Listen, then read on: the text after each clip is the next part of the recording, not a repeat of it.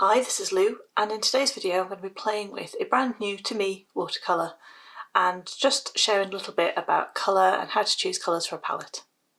So what I've got here is a little box of swatches. I've got a book of swatches with all sorts of different things in it.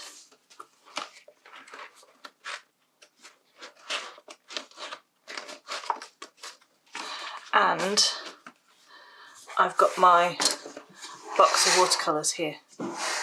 So this is everything that I've got pretty much. I've got lots of other watercolours that are little kind of palettes that I use for workshops, but this is what I use pretty much week in and week out. And in fact, I try and take it down to just having this out, and then if I want any other colours, then I can go look for them. So this is the palette that you quite often see me work on from in videos, and people always ask me what colours are in here, and the answer is they change. So even what I've got on the card, I've got two different versions of it because I changed it around, so I've got to remember which version is the top. So that one is, I think, and yeah, and then I swap them in and out every few weeks. So it's really hard for me to tell you what colours are in here because I just make it up depending on what I want to use at the minute. So they're the colours that I have on hand. This tin is the kind of the starter set that I got, and I got it over 10 years ago, and it was the 24 professional watercolours from Winsor & Newton, and you can see there's a lot more than 24 colours in there. The 24 kind of pretty much filled the two on the outside, and then the ones, and then I've just added more, so I've filled in the section in the middle. So you can get a lot more colours in the box than it actually came with. So that's what I've done, I've filled it up. What happens is I started out with this set and I used all the colours, and I found that I was using some more than others. And when I finished a colour, which took actually years and years and years, I went to the shop and I bought a tube. And if it was a colour that I use a lot, this is quinacridone gold, I bought a big tube. And if it's a colour that I didn't use quite so much, like that one, I bought the little tube. And then when the pan is empty, I can just squeeze a bit more out from the tube and fill it up. Also in here are other tube paints that I've bought. So some paints I can more readily get in tubes. So these Daniel Smith ones, they sell in the art shop in the village next to me, which is very handy. And they mainly come in the tubes. I think you can order pans of them online, but the ones I can get physically, where I go to the shop and I go, ooh, I'll fancy trying that, they're all in the tubes. So that's what I do. And then I buy little pans, those little plastic ones, fill it up, and then I can add them into here, or I can just squeeze them out onto a plate. I find the tubes really portable. They're very convenient because you can use them in multiple places. You don't just have the one pan. So if I've got a tube, I might have a pan in here. I've got some spares, so I could have one in each of these palettes, and there could be a dollop on a palette somewhere else. So I find them very useful. So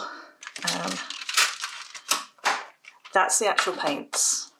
And then how I try them out, test them out, is swatching them. And I thought I'd do this today because recently I went to Cass Arts in Edinburgh and moving. So they're moving, relocating about a street away, but they're having a 25% off sale. So I thought I'd do what I'd look at my palette and see what's running low, and I went and bought two colours that are running low so that I can refill my palettes when they run out. So they're to go on one side. And then while I was there, I also picked up Green Apatite Genuine, which I haven't used before. So that's what I'm going to swatch today. So I'm going to start with my swatch book. So this is a sketchbook that I've made myself with watercolour paper, and then every kind of page or a set of pages is either a different medium or a different sort of, sometimes they're different mediums, sometimes I keep them in sort of brand order. So these are the gold watercolour that I've got on a palette. This is a palette of the Kuretake watercolours that I've got, that I've swatched in here. And then we're into kind of traditional watercolours, and I've mixed all the brands up here. So I've got pinks, reds, and I've tried to keep the colours together.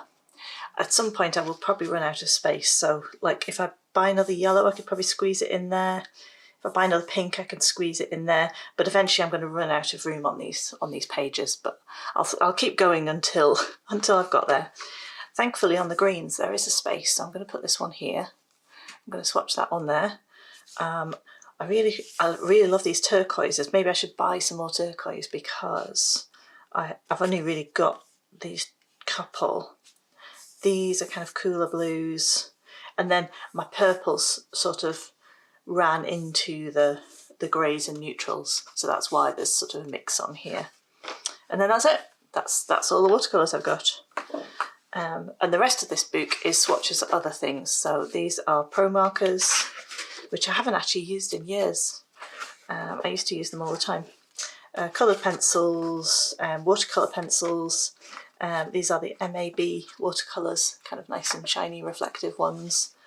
Acrylic inks. Again, I've not got a huge number of those, but I do like working with them, so I might buy some more of those at some point. And that's it. That's it. So lots of pages for extra stuff in here. So in order to swatch this, I am going to fill this pan with the colour. You can fill it right up, but if I want to use it in other places, then it's handy to not use the whole tube in one go. So I'm just going to squeeze a bit out and then leave the rest, and there's plenty in there. That'll probably last me a couple of years. And then a tiny bit of water on a brush, and I can put some of this on here, and I'm just going to put a blob and then use water to stretch it out so I can see what it looks like kind of in the mass tone they call it, where it's really kind of quite concentrated, and then when it's really dilute. And yeah, you'll find that some colours kind of stay consistent across that and some change. So I don't actually have any on this page, but hang on, let's move this. Haha, there we go. The quinacridone gold, see that it's orangey there, and it kind of almost goes to a limey yellow when it's kind of really dilute, and that's really useful. This is starting to granulate really nicely. It's getting these lovely kind of brown specks settling into it. So that's all I'm going to do for there. I'll leave the page open and then I'll label it. Let's do that now. I'm always in danger of smudging it while I'm labelling it while it's wet. So this is Green Apatite Genuine by Daniel Smith.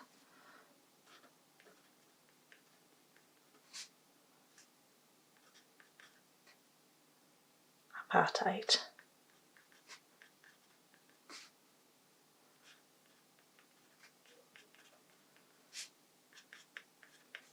You'll see most of the other ones I haven't put on what the make is. That's because I've really only got one of each colour. Occasionally I've got a different one. So more recent ones that I've swatched, I've put in what the brand name is, what the maker is. But yeah, when I started I was like, well, I don't need to know that olive green is from Winsor & Newton because I'll just remember that because I've only got one olive green. But as I'm getting more and more, I'm having to be a bit more careful about labelling it. If I do get a pan that comes with a paper label, I save that as well, so I've got all the information on it, so if I ever need to look it up, then it's there. And this, I'm going to swatch one more time.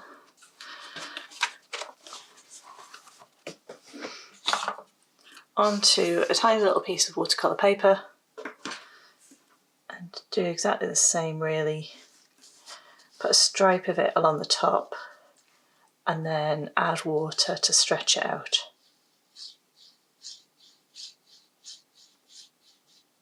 And then this I will label on the back when I'm done. And this, when it's dry and I've labelled it, it's going to go in here, which is my little box of swatches.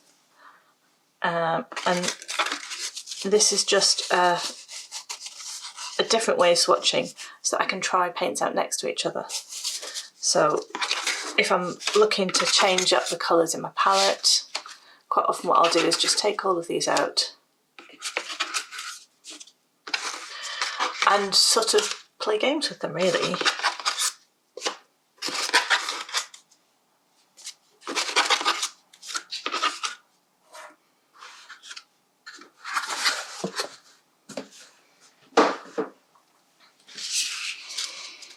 So I can spread them out. And they're sort of roughly in colour order. I try and keep the boxes separate, but everything's on a spectrum, so it's like, when does a yellow become a green? This is green gold, so I've put it with the yellows, but it could also go with the greens. So I've got all these out, and oh, isn't that pretty? And then I can take my new colour that's still drying, and I can just see, like, look at it against other things and see what does it go with. So I think that could be a really nice combination. So this has got like that slightly warmth to it, and then this is, what's this, Venetian red. So yeah, so they could be really nice together. So that could be a colour combination that I'd work with. And then if I had that, what would I want with it? I think maybe something cool to contrast with it. Would a turquoise work? Oh, I'm not really sure about that. Maybe it needs something a bit more subtle, like that. That's the Prussian blue. Yeah, that could work. Or maybe the lunar blue. So yeah, and we're getting a very soft selection of colours there when I put those together. So then what would go with that? Maybe the raw umber.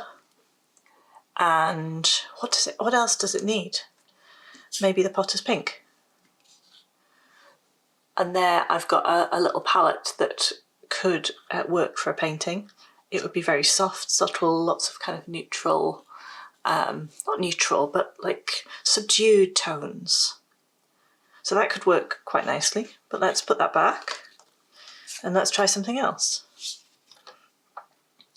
So what if I wanted to kind of something a bit more with a bit more pop to it? Maybe rather than the Venetian red, I'd go for something like that, which is the Rose Dorée. And that would take me off in a different direction. Maybe it would sort of need some pink with it, like that. Oh, and then maybe that's going to need like a nice bright yellow. And I have a thing about yellows. I don't really use yellow on its own very much. I prefer to go with a gold or the green gold. That's nicer. I don't know why. It's just a personal preference. I've got nothing against yellow, and I do use it in mixing quite a lot. So then with this lot, then the turquoise doesn't look so strange. Maybe even the cobalt teal. Maybe that's a bit too much. Maybe we'll go for the Mayan blue.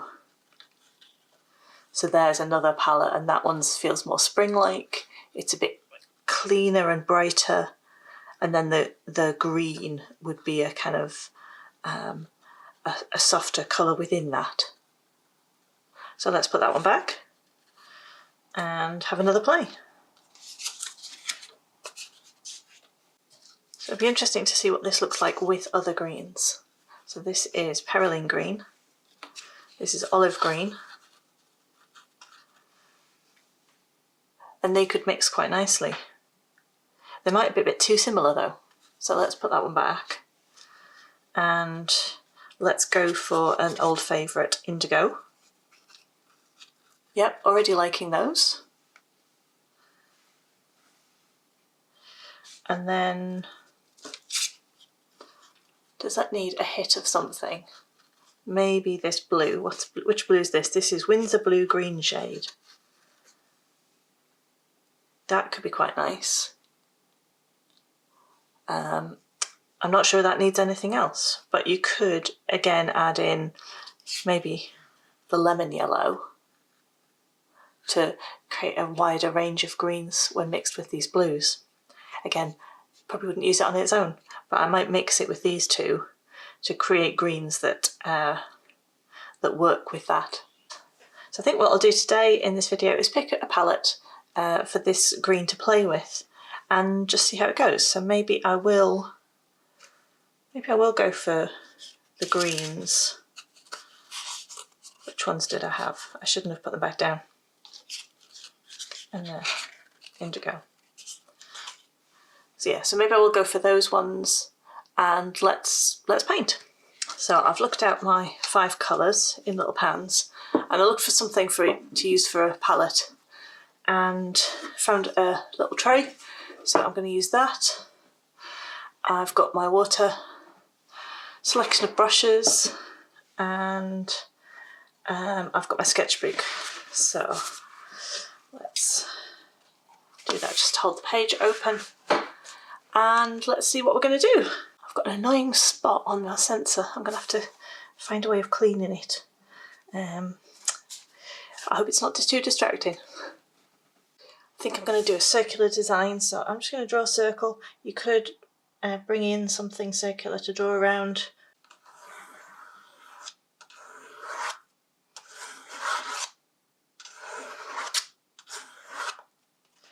And then just rub out that little cross where I mark the centre. There's going to be a little dot left there because that's where the compass points went in. And then let's pick a brush. I'm using the Princeton Neptune size 6 and bring in some water and then just add a little bit of water onto each of my pans. So the one I've just filled is still drying, so it won't need as much water. But the rest, a couple of drops in there. And I can take some of the colour and put it onto the plate or bit of plastic or whatever it is you're using as a palette. And I'm just going to start in the centre and make little seed shapes with a couple of swipes of the brush and use the tip to neaten it out. And then I want to kind of spiral around, adding different seed shapes, leaf shapes, whatever they are, and have them touching. So one there, one there. And use the new green. Put that in here.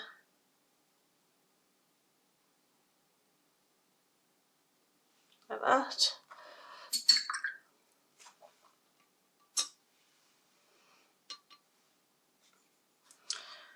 And then let's have it kind of go back on itself. There, that was actually the blue, but it's been overtaken by the green.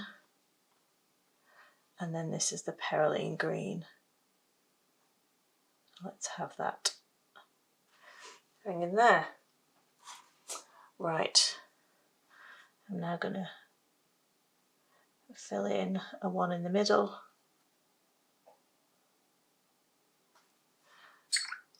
And I want to kind of fill it in any gaps as I go along.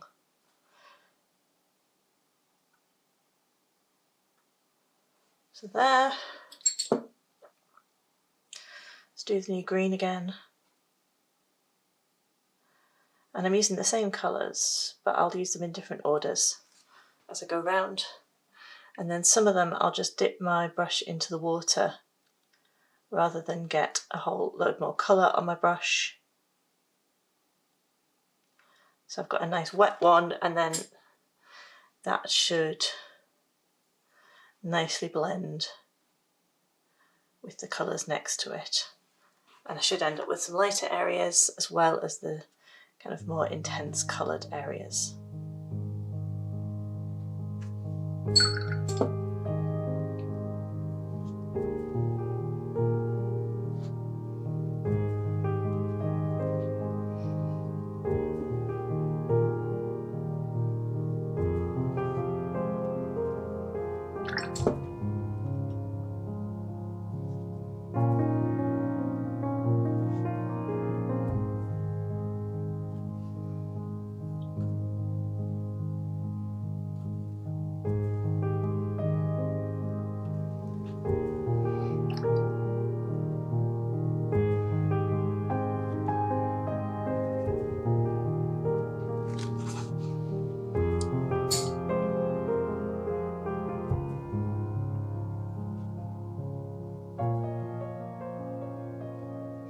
So I'm going to keep going, filling this up until I've reached the edge of my circle.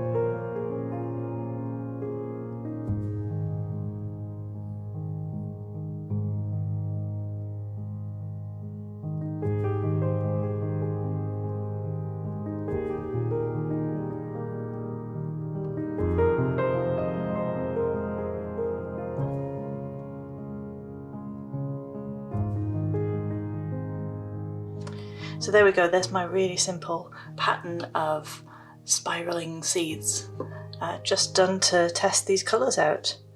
And what do I think? I've realised that the Green Apatite is a whooshy colour, in that when you put it down, it sort of whooshes into other wet areas and takes over other colours. It dries with this kind of really speckledy sort of look with almost like brown speckles in it.